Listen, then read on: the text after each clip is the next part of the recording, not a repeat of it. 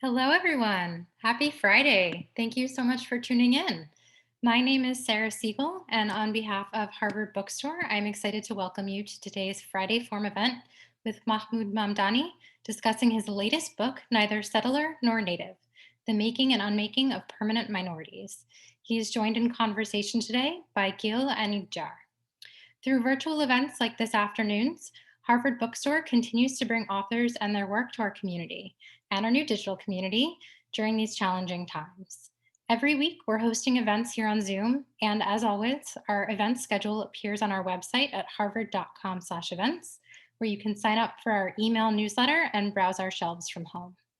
This afternoon's discussion will conclude with some time for your questions. If you have a question at any time during the talk today, please go to the Q&A button on your screen and we'll get through as many as time allows. If you would like to buy a copy of Neither Settler Nor Native, there will be a link in the chat where you can purchase it. All sales through this link support Harvard Bookstore, so thank you so much for your support of community spaces like your local bookstore. There will also be a link to donate in the chat if you would like to give additional support to Harvard Bookstore.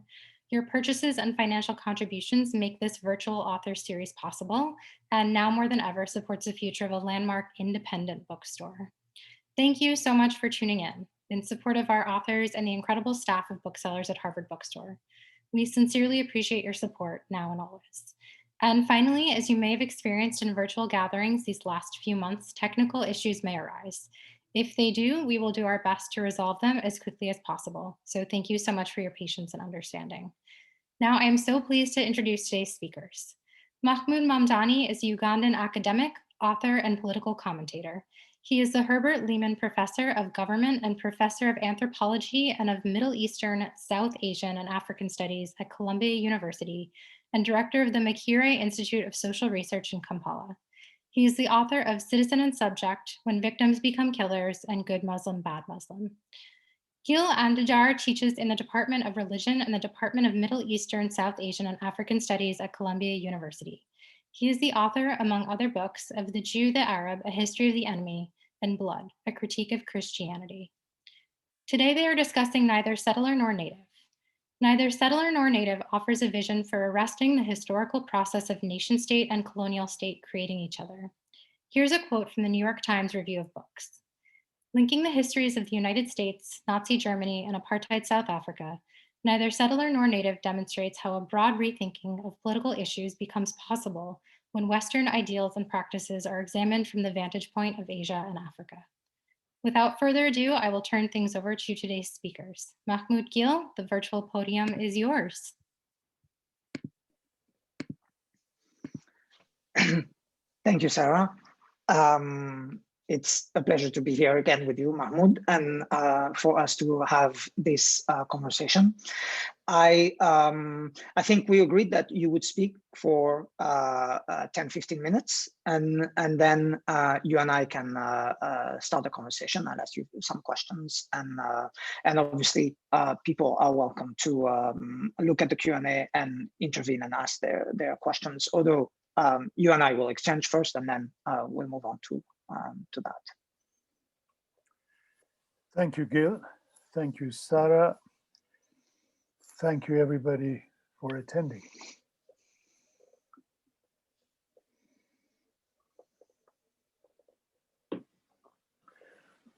This is a book about the nation state and about post-colonial modernity. I trace the origin of the nation state to the cleansing of the Iberian nation in 1492 under the slogan, "One country, one people, one religion." The liberal solution followed over a century of religious wars through Europe. The liberal solution was embodied in the Treaty of Westphalia of 1648. Westphalia introduced two key components of the liberal blueprint for the modern state: religious toleration at home and the reciprocal guarantee of sovereignty abroad. The liberal solution was put forward in John Locke's Treatise on Tolerance. Catholics can be tolerated if they renounce any political support of the Pope or of any power outside England. It meant that only the majority had sovereignty. The minority could not participate in sovereignty. The liberal notion of the nation state turned majority and minority into permanent political identities. This was the original sin. This is also a book about the United States as a founding experience in modern colonialism, and about the reservation as the site where core institutions of modern colonialism were forged. In addition, this is a book about extreme violence as a consequence of modern nation state building in the post-colonies. I contrast two ways of thinking of extreme violence. The first is the criminal model popularized by Nuremberg. The second is the political model born of the transition from apartheid in South Africa. What can we learn from the failure of denazification in Germany and the relative success of post-apartheid South Africa? Finally, the book asks, what is transportable in the South African experience? What does South Africa have to teach us? To answer this question, the last chapter takes a fresh look through South African lenses at Israel-Palestine, the most intractable political problem in the contemporary world.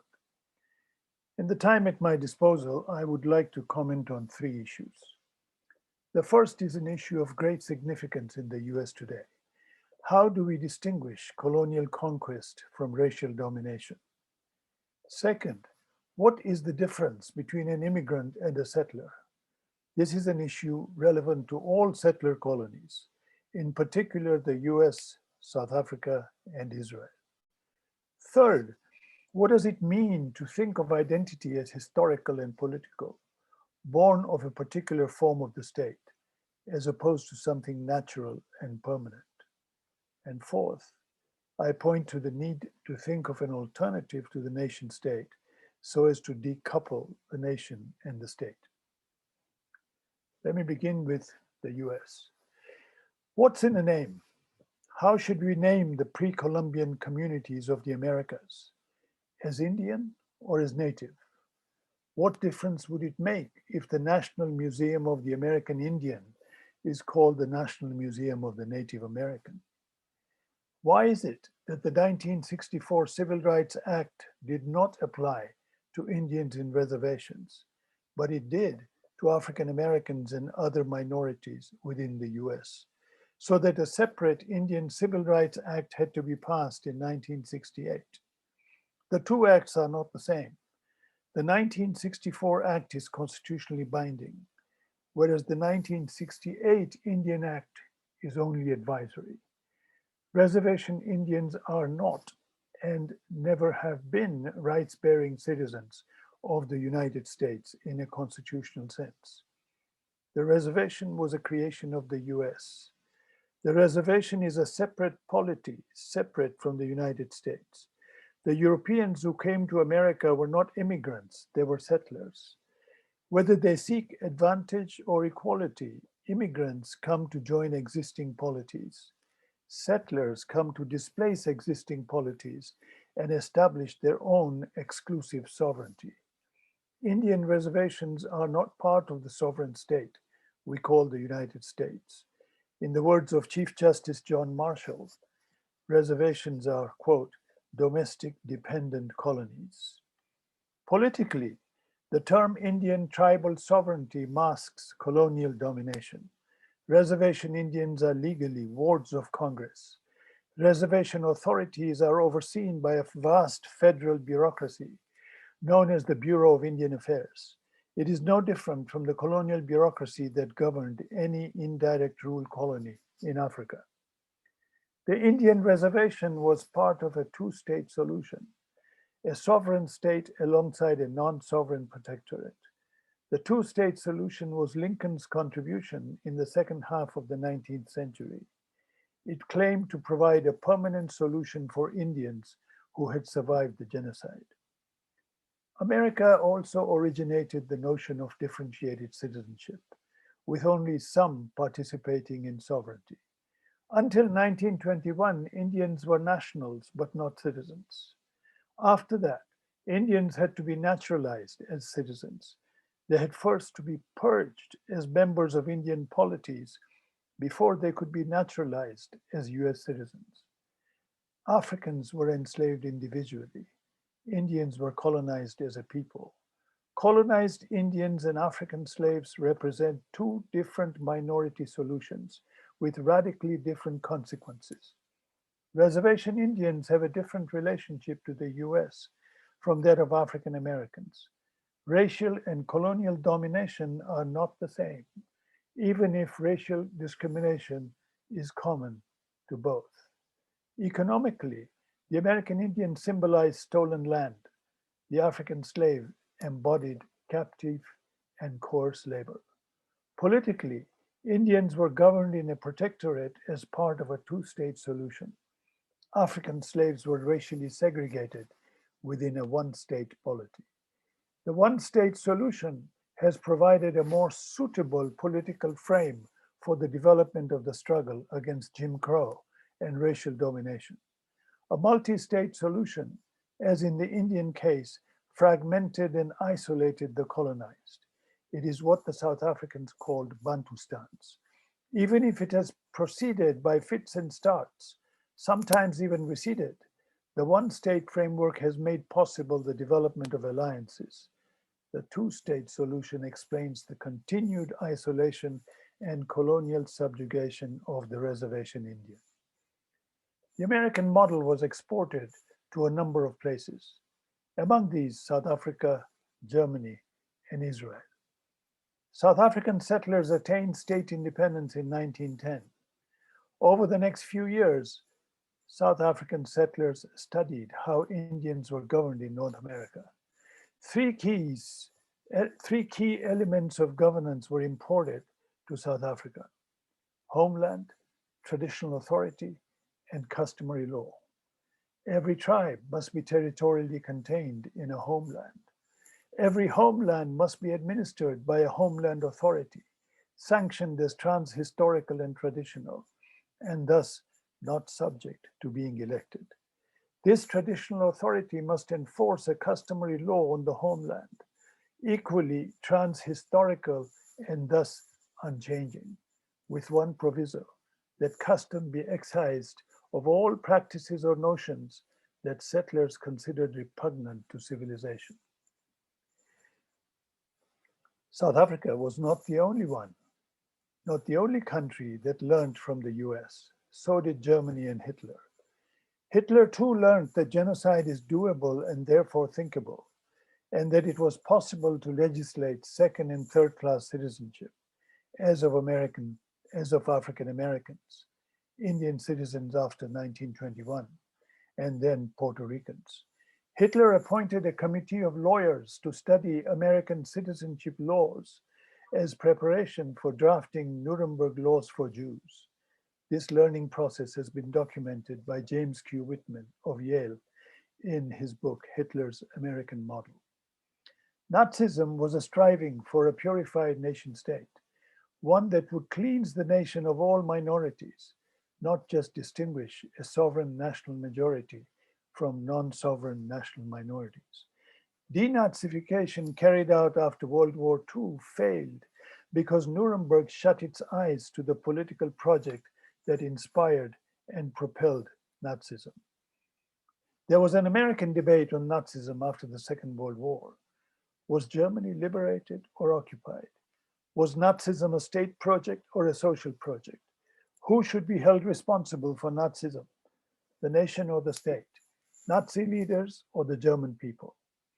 The American consensus was that responsibility for Nazism lay with the German people. At Nuremberg and after, millions were considered criminally culpable, but as individuals. Yet Nazism was never probed as a political project. A similar debate unfolded in Germany, particularly among German left intellectuals, the most prominent being Franz Neumann and Herbert Marcuse. Their answer was different. Nazism, they said, was a nation-state project, a project of both the Nazi state and the folk to eradicate the state territory of national minorities, Jews, Roma, etc. Nazism was above all a political project. Denazification would thus require allies to support Germans who fought Nazism. but Americans were unwilling to do so. The Soviets were, but only temporarily, and not after the Berlin Uprising. Are Jewish people in Israel settlers or immigrants? The Jewish population of Mandate Palestine belonged to three groups: natives, immigrants, and settlers. The last being the group that wanted to establish an exclusive state. Palestinians inside Israel cannot participate in sovereignty. They have rights, even political rights, including the right to vote, but they cannot participate in power. Israel is a Jewish state. There is in Israel-Palestine an ongoing debate on the merits of a one-state versus two-state solution. It calls on us to think through the difference between colonial and racial subjugation, even where racism plagues both. In American terms, it is the alternative represented by the African slave and the colonized Indian. For a third alternative, we have to look at the South African transition from apartheid. I trace the turning point in anti-apartheid politics in South Africa to the 1970s. Anti-apartheid politics before 1970s reproduced the racialized architecture of apartheid. Each racial group organized separately, as defined by apartheid power. Africans as ANC, Indians as the Natal Indian Congress, coloreds as Colored People's Congress, and whites as Congress of Democrats. The apartheid mindset was broken only in the 1970s. The key initiative came from the student movement, starting with Black students who, led by Biko, left the liberal white student organization, formed their own separate body, and went on to organize township dwellers, starting with Soweto. Left in the wilderness, radical white students turned to organizing hostile workers on the fringes of townships. Out of this experience was born an epistemological awakening that white and black are political identities, and that political identity is historical, not natural. Black, said Biko, is not a color. If you're oppressed, you're black. This was also the turning point in the Afrikaner journey, from being junior partners of British colonialism to becoming a part of the anti-apartheid coalition. Born in the 70s and 80s, the South African moment signified three epistemological shifts. It went from mobilizing opposition to apartheid to championing an alternative to apartheid, from calling for a state of the majority, the national majority, the black majority, to championing a state of all oppressed. From opposition to whites, it went on to oppose white power. It depoliticized race and historicized the notion of majority and minority. 1994 led to the birth of a new political community. This outcome should be seen as an alternative to Nuremberg, which opened the gate to two purified states, a Germany without Jews and an Israel without Palestinians. The Palestinian population is today fragmented into three: colonized citizens of Israel, residents of the occupied territories, and refugees. Since 1948, each has been the source of a different political initiative. Refugees were the social base of the armed struggle. The first Intifada moved the social base of Palestinian resistance from refugees to inside Israel-Palestine. The second Intifada called for an inclusion of Palestinians in the political process, calling for a state of all citizens. After that came BDS. Anchored in the occupied territories, BDS called for an external boycott and the world to divest from Israel. I argue that we need to place the anti-apartheid boycott in the larger context of the anti-apartheid struggle and understand it as part of a larger demand for political reform. The boycott went alongside building a broad coalition inside South Africa and globally of all those opposed to apartheid. The lesson of South Africa is that the anti-apartheid boycott should have been a boycott of forces that stood for apartheid, not those that opposed it, nor even those who stood apart from it. The lesson for BDS is more political than moral. It is twofold: to build on the gains of Balad and to adopt a political strategy that will welcome anti-Zionist and non-Zionist Jews into the larger movement for a de-Zionization of the Israeli state. Thank you very much.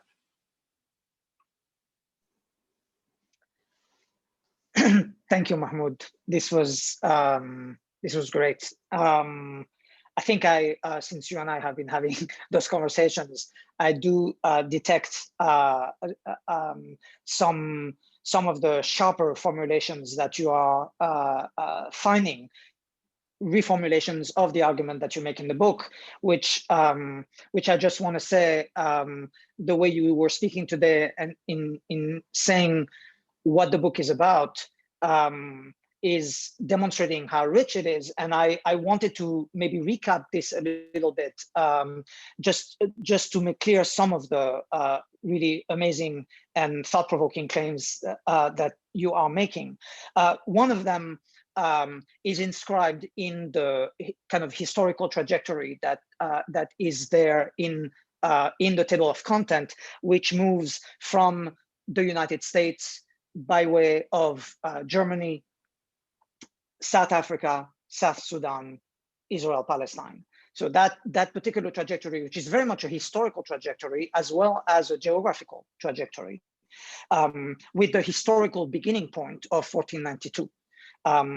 And you are asking us to rethink the nation state as, in fact, a colonial institution, one that is grounded in the cleansing of medieval Spain, the exclusion, expulsion of Jews and Muslims, as well, of course, as the conquest of America. So rethink the nation state from a different historical and geographical perspective. At the same time, you're also asking us to rethink, I want to say, politically, the kind of intrinsic solution to the problem of the state in terms of the polity that it produces and or manages or governs, with a very, very again amazing suggestion that the United States is a two-state solution, right? And the echoes with the final chapter, namely with Israel-Palestine, are very important. And of course, that changes, I think, the way we might think of history. I do want to say that history is also another kind of anchoring concept and practice in your argument. And this is something I would like to hear more about. So the two-state solution, yes, the Indian reservation and the federated United States, all the way to, of course, Sudan, but much more, I think, thought-provokingly, Germany and Israel, right? To think of Germany and Israel as, in fact, by way of Nuremberg, having produced a two-state solution. So the two states in this case are Germany and Israel. And then finally, of course, with Israel-Palestine, although that solution, of course, has not come about, no matter what we may otherwise hear as to the current state of Palestine, which may have been declared, but obviously doesn't have any ability to function. It is a book, as you said, about violence, about extreme violence, about political violence, and about the distinction between addressing violence legally or criminally, the Nuremberg model, versus addressing violence politically by way of a political solution that rethinks the polity at the same time as, of course, it rethinks, decolonizes, politicizes otherwise categories of identity, native and settler, but also race, tribe, and religion. This is an ongoing conversation you and I have about the status of religion in your argument. So having said that, I think, one more concept that I would want to put on the table, which seems to me to be also crucial to your argument, is in fact civil war, right? You describe the South African South African apartheid as a civil war. You attend to the civil war in Sudan and South Sudan. You offer for us a way to think political violence as civil war, in other words, as already constituting a polity, and therefore in requiring that we think the parties, the factions, as it were, engage in civil war as having already partaken of a future polity. So given the recent event, if I may put it this way, in the United States, the specter, as it were, the threat of civil war, and the mobilization of the civil war in all kinds of rhetorical moments, rhetorical and non-rhetorical moments. I wonder whether you could tell us more about the way in which the distinction between as you said, racial domination, colonial domination, but between red and black, as someone like Frank Wilson would put it, in terms of the solution, the political solution or non-solution, in terms of deracialization versus decolonization, and where you would say we are, in fact, in the United States in terms of that particular process. Perhaps you can also address your critique of Robert Meister in the process, something about the social versus the political process, or social justice versus political justice. Large question, but you can take it. I'd like you to say more about the United States. This way, that may shorten the question. Okay.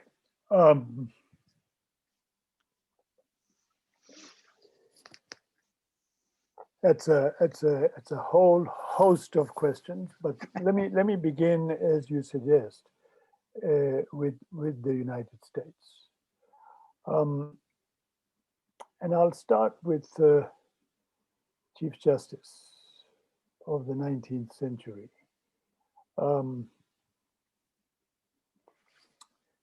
And his three rulings in middle of the 19th century, and his pronouncement that the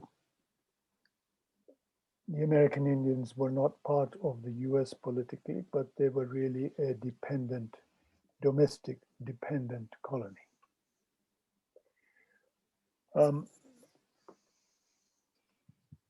In his judgment, the Chief Justice said that a polity may originate in conquest, but it does not have to continue as a conquered polity. The precondition is that it then moves on to creating equal citizenship between the conquerors and the conquered. But he ruled this out in the case of the Indians. He said it was ruled out because the Indians, and this reminds me of Walzer, Michael Walzer, discussing the Indians in the US, or discussing Palestinians in Israel-Palestine. He ruled it out because he said Indians were not a civilized people. Indians were not a people capable of living in a liberal order. Indians were fiercely independent and ferocious in their assertion of that independence. And so he concluded that Indians would have to be part of a colony, in a colony of the US, though inside the US. As I've said, African Americans were brought in, and they were not separated and segregated into an entirely different piece of territory with an administration and a governance specific to a protectorate, but they were parceled out between plantations, between homes. They were dominated individually, not as a people. They were not part of a colony. They were part of a hugely oppressive, violent, racially dominant system. The one big difference between the two cases, the American Indian and the African slave, was that the African slave, being part of a larger polity, even though without rights, was in a position to forge a struggle with the possibility of forging alliances with other groups. The African American did not have to remain a fragmented minority forever, the way the American Indian is, so long as he or she lives in a reservation. Now, in the African American struggle, we know that there was not always a consensus that the African American should remain part of the American polity. There were, in fact, very important discordant voices throughout, calling for the African American to have a separate polity of his own. We know that this led to Back to Africa movement. We know that it led to the colony of Liberia, where the African American reproduced the way Zionists have reproduced in Israel, the way Germany reproduced a two-state solution. Citizenship for those who had returned from the US, who considered themselves having been civilized by the experience of slavery, and lack of citizenship for those who had remained within Africa. I think it's fortunate that the alternative which triumphed in the African American case was the alternative championed by Du Bois and then by Martin Luther King, the alternative which called for a struggle for equal citizenship. And I think that there's something to learn from that. Would it be fair to say that in the distinction that you're making between the political and the social, right? Again, your argument with Bob Meister, that the struggle now for African Americans is in fact a social struggle, whereas there's still a political struggle to be conducted on the American Indian issue. In other words, decolonization could be said to have happened partially in the United States, or would we say it hasn't happened at all, and it involves both the American Indian and the African American, but again on a different level between the political and the social? Would that be a fair rendering of what you're explaining to us? Decolonization is a process, not just a standalone event, not just a single event. And there is no Chinese wall, so as to say, between political and economic or social decolonization. They are separate, but they also run into one another. I would argue that political decolonization remains partial in the US to the extent that the African American is part of the political process, to the extent that the African American has the right to vote and is now understood as having the right to participate in power. We have a vice president now who is African American. We had a decade ago a president who was African American. To that extent, we can speak of political decolonization. But to the extent that large numbers of African Americans in the US are disenfranchised, they are incarcerated, they are imprisoned, and therefore or even out of prison because of a history of felonies, they are denied the right to vote. That process of political decolonization is not complete. Mm. My argument with Bob Meister is that Bob Meister would like to eat his meal in a single gulp. I have no problem with the meal. I have no problem with the argument that we must think of decolonization as beyond political, to include in the context of a larger social emancipation. But I think, in the argument I outlined earlier, that the one thing the one state solution made possible was the building of alliances. And I think this building of alliances is I don't want to say complete, but this building of alliances requires a political order which has been depoliticized, which has been decolonized. It requires a political order where everybody is able to at least formally participate fully, because that would make possible alliance building for a social project. I don't think, I mean, after all, we know that the struggle in South Africa was not a revolution. We know that the apartheid state was not defeated. It did not win. It was a stalemate. So we can ask ourselves, how come apartheid power decided to negotiate? I think there were two reasons for this. And they point us they ask us to draw some lessons. The first reason for this was that in the thick of the township uprising, which had not yet moved to the rural areas, it hadn't yet moved to Bantustan. So there was the possibility of a larger, more developed uprising. How to nip it in the bud? How to do so through, it was also clear a military solution was not possible.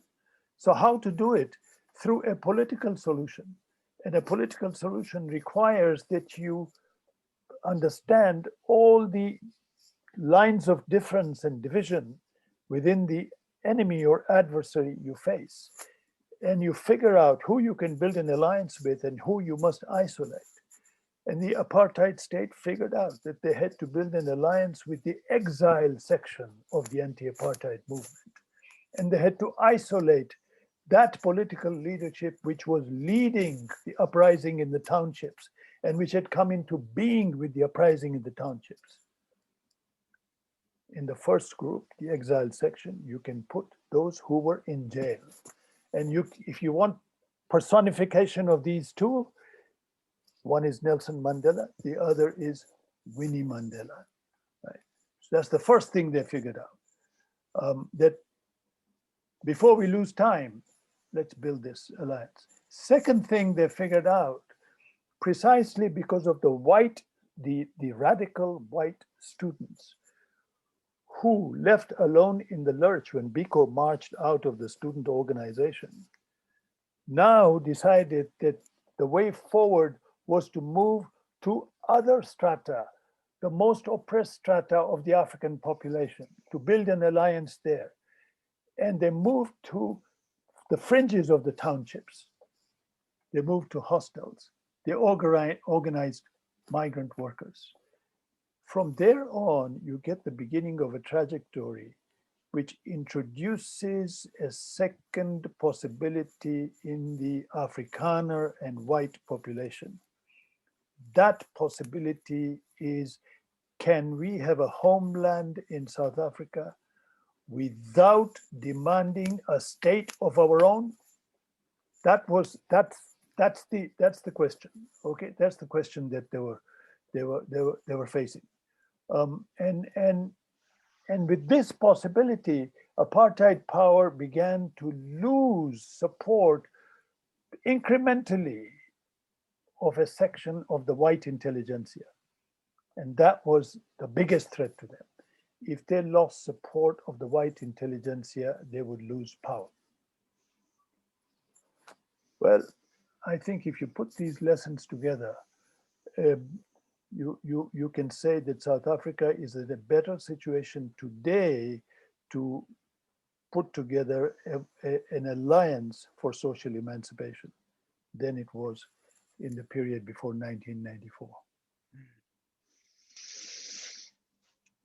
Thank you, Mahmoud. Actually, there's a question that, I mean, you've already taken us to the necessity that you're making very clear to broaden our views and not to consider each of the geographical, as it were, locations that you attend to in isolation. And so I do want to mention a question we've received, which has to do with the way you read the dominant nature of identity politics in the US, in cultural life and in activism, and whether you want to say something about the way in which it plays out, this particular American trend, in the world history of oppressed and educated middle-class activism, right? Where can the pervasive nature of this approach take us in relation to experiences that you discuss in the book? I take it this resonates with, I take it this resonates actually with what you're saying about race and tribe, and the way in which identity politics is in fact a way to maintain and to politicize identities that are in many ways colonial, and that also were you able to hear me, Mahmoud?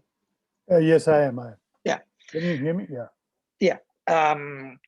I take it that the question is perhaps an opportunity for you to say more about what it might mean to depoliticize race and tribe, to decolonize by not maintaining the politicization of identities, of racial identities and tribal identity, to forge the alliances that you are speaking to us about, but also right now as in fact an obstacle to those alliances.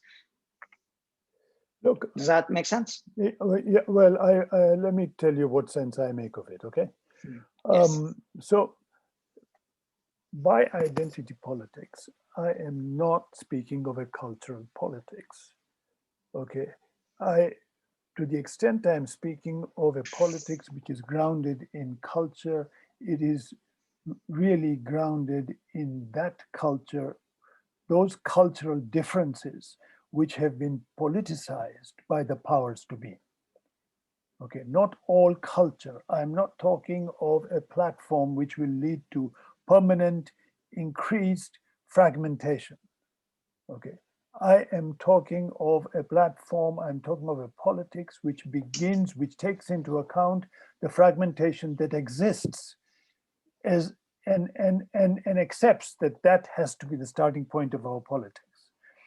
If I might cite Hannah Arendt, Hannah Arendt's very well-known statement that if you are oppressed as a Jew, you do not answer as a human, you do not answer as a liberal, you answer as a Jew. You can't deny, even if you're not a believer, you don't even think of yourself as a Jew, but the minute you pin down as a Jew, you better respond as a Jew. Okay.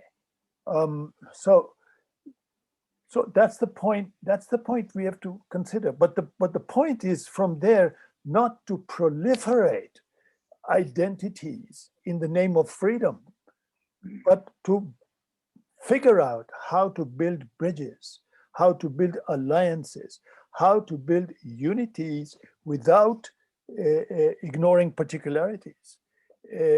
So how to build unity without ignoring difference, but without accepting that each difference closets us or isolates us in an island of our own. That's what I'm talking about. Thank you. You know, while you were talking earlier, I was reminded of there's a French philosopher named Jean-François Lyotard who says somewhere that Nazism was never refuted; it was only beaten down like a dog. And I think I heard a certain reiteration of that argument that Nazism wasn't refuted, but I think that you're taking it a step further, let's say, in helping us understand that Nazism was in fact, and in this you are disagreeing, I think, with Arendt, that Nazism was in fact a project of a nation state, even though it had, of course, imperial ambition, and it may have understood the state as only a means to that. The fundamental thinking was in fact the same thinking that was governing nation states. And the preservation, in fact, of the nation state in the two-state solution that ensued Nuremberg, that followed Nuremberg, namely Israel as an ethnically cleansed state, or partially ethnically cleansed, and Germany as an almost fully ethnically cleansed state.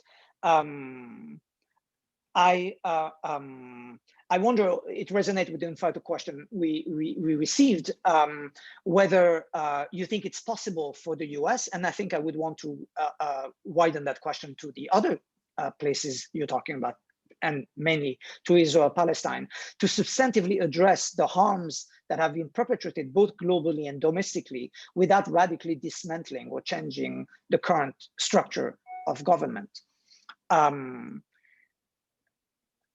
Is the state what needs to be reformed, or is the imagination of the polity that you are encouraging us to do, again, by forging alliances, where the direction you're showing us toward is? In other words, do we have to reimagine the state, dismantle the current structures of government, or do we have to reimagine ourselves and the alliances that are possible between Jew, Black, Palestinian, etc.?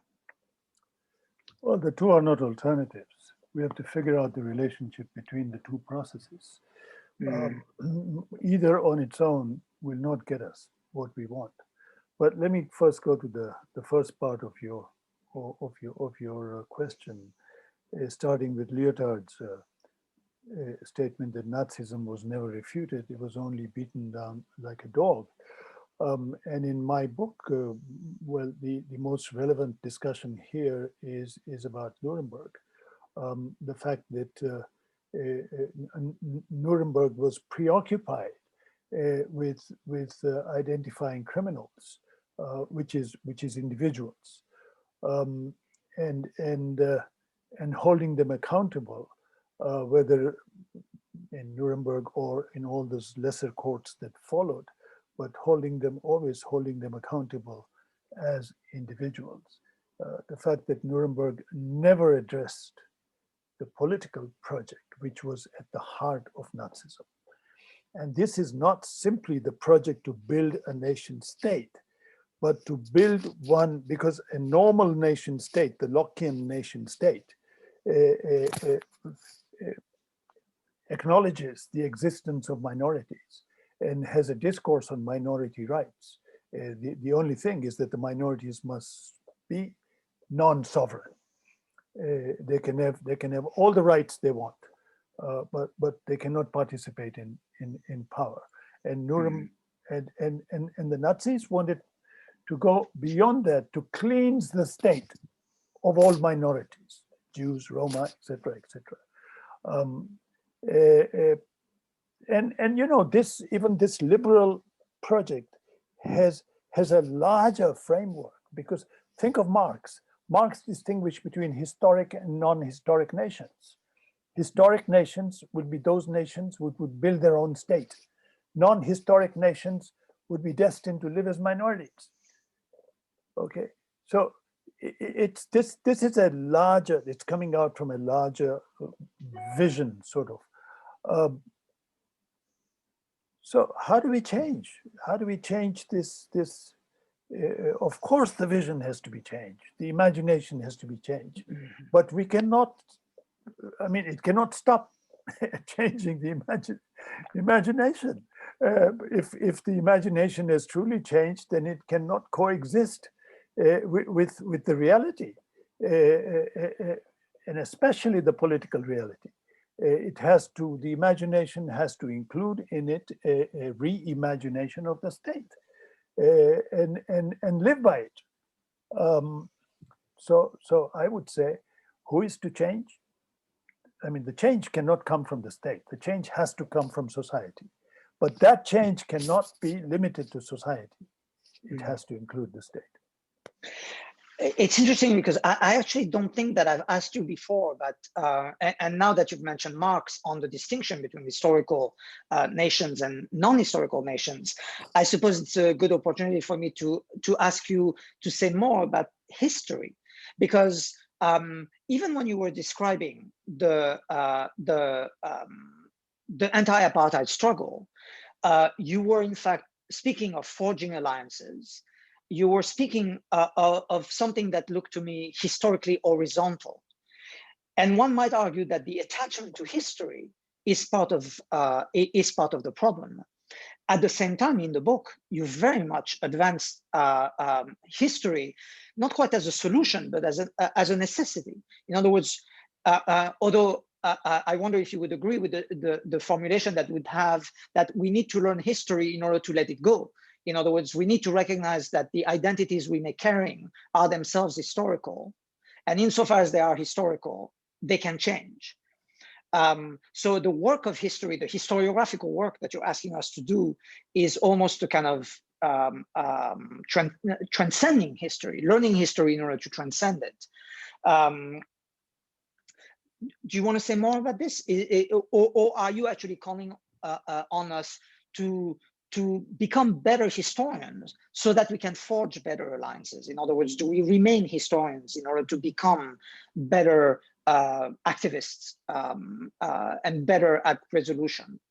Well, I think I'm agreeing with what I understand as the thrust of what you're saying, which is that we better learn history if we are going to have a chance of letting it go. We don't learn history to remain faithful to it. I mean, it's like a disease. Okay, you better have diagnosis before you jump at treatment. And we know, I mean, people our age, or my age, I should say, who have had the experience of disease know that without a, things go wrong, not with treatment, they go wrong with diagnosis. That's where things go wrong. I mean, that's history cannot be an excuse. I cannot explain all my deficiencies today by pointing to history. It can give me some framework within which to live with them, but provided I don't just live with them, but I also address them. Thank you. There's one more question that I think is probably related to what we've been saying. Keeping in mind the dynamics mentioned in your book, when can the US move beyond the near religious consensus built around the founding fathers and the outdated political processes which remain unchanged? I wonder if I can echo that as well by way of certain identities, and here I might volunteer a religious identity, which sees itself as, in fact, historically continuous, and if not unchanging, as it were, respecting a tradition which might be, with minor effort and perhaps major effort, understood as a history, right? Out of respect for history, one would not, out of respect for the founding fathers in the question we just received, one would argue that learning history cannot be a way of letting it go, but precisely a way of strengthening those identities. So isn't there a moment where we might say, regardless of the history of the community, of the collective that holds on to its history and its identity, the political situation calls for something different. Even if change has never happened before, change must happen now, and we must engage with it. We must agree to forge alliances and not to remain within our bubble, to use a popular term. So look, even if we look at the history of the US, from the time of its founding until today, I think we would recognize that it has not just been about forging alliances, because forging alliances, alliances have been forged around a project. The point of forging alliances is not simply to live in alliance, but it is really, first of all, to reframe the political community, to redefine who is included and who is excluded from that political community. So the founding fathers' notion of who belongs to the political community called the United States has been significantly broadened over the centuries. The Irish were not part of the political community. They became part of the political community. The Jews were not part of the political community. They did become part of it. But most importantly, the African Americans were not, and formally became a part of the political community. And there followed a struggle to exclude them through other ways, and a struggle to ensure that the legal inclusion be translated into a real inclusion. Women were not part of the political community, and they followed the struggle to include women within the political community. What I'm saying is that through all this, the notion of a citizen has still been that the citizen is the settler. And even if we broaden, we deracialize the notion of settler to include in it all those who were forcibly brought to this country as slaves. But we're really inviting them to join with us to put our collective foot on the one who has become native by virtue of this conquest. And the real challenge is decolonization. Even though not many Indians are left, although I'm told the numbers are growing, but that's not the point. If you decolonize, it will affect the entire political community, not just the small group that is brought in and included within the terms of inclusion. That's what I'm saying. Thank you. We do have to end. I just want to perhaps if you could just say a few words about what it means for Palestine in terms of the political project. The question of citizenship, which is of course the project that Balad had of making sure that everybody is included in the polity, so that everybody can vote, everybody can participate in the political process. But that's only the beginning of the project, right? If I understood what you just said correctly, right? But since you started with what's in a name, is there a way for us to articulate what the project is? Is it decolonization of Israel-Palestine by way of political participation for everyone who is there? Is that one way to describe the project, or do we need a name? Do we not need a name for that project? Well, I think there's one thing which is very particular about the Palestinian situation, which was not the case with the South African situation, nor the case with the American situation. When Mwalimu Nyerere, the first president of Tanzania, that later became Tanzania, when he welcomed the first PLO delegation in the country, he said to them that your situation is much worse than that of South Africa. The South Africans lost their independence. You lost your country. And it's a far more challenging situation. That's what he argued. And that can be the beginning of a realization of the ways in which Israel-Palestine is different, because the Palestinians are fragmented more than any other people that I know of, except the Muslims in pre-partition India with the partition and now with the Hindutva project. But the Palestinians are fragmented into three. The refugees who find themselves in radically opposite situations. There are those who are in the camps, and there's not a worse situation to be imagined. And then there are those who have been admitted into citizenship, mostly around the Western world, but maybe some around the Middle East. And they have found an alternate future, in a sense. Then there are those in the occupied territories, the colonized population, you might say. And then there are those within Israel who have citizenship, but cannot participate in power. Now, the specificity of the Palestinian situation is that each of these fragments can realistically think of a solution for itself, right?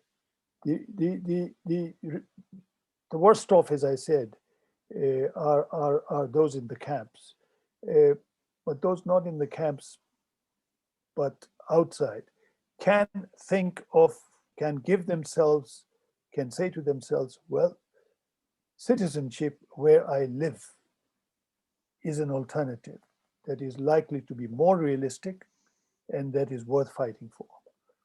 Those within the occupied territories can tell themselves, well, more than fighting for a decolonized state, which would include both Israel and the territories, it is far more realistic for us to fight for a two-state solution, where we are separate from Israel, separate but not equal, and we know that really hasn't proved a solution. I mean, that would be the solution to a protectorate. The future would be of a protectorate, and then there are of course those inside Israel. Who have, well, they've tried both. They've tried to find a solution which is Israel specific through the Knesset and mobilization outside the Knesset, but representation within the Knesset, changing the form of the state. And we've also built links with people in the West Bank in the process. So how to get these three different parts, each of whom has an alternative, right? It's not that they don't have an alternative, they have an alternative. That's part of the difficulty, right? How to get them. So it may, all I'm thinking of is what would be a worthwhile project. I am not saying that this is necessarily what will turn out to be the project. No, not really. What will turn out to be the American Indian project? Will it be for the foreseeable future the reservation, or people who leave the reservation and then become citizens? What will it be? Difficult to say. All we can say is what are the possibilities and what are the consequences in each case, and therefore what's desirable. Thank you, Mahmoud. This is great. I think we have to end, but I really want to thank you for a great conversation and thank our audience for the questions they sent. We answered most of them. You answered most of them, and also I encourage you to buy the books for those of you who haven't. Buy the book. And Sarah, do you want to? Yes, Thank you. sorry we have to end here, but we are past 1 o'clock. So thank you again to Mahmoud and Gil for their time today discussing these important and very timely topics. And thank you all for tuning in and showing up for authors, publishers, indie book selling, and our incredible staff here at Harvard Bookstore. If you would like to support Mahmoud and the bookstore, please click the link in the chat to purchase Neither Settler Nor Native. We sincerely appreciate your support. Thank you so much, everyone, and have a great afternoon. Thank you, Sarah.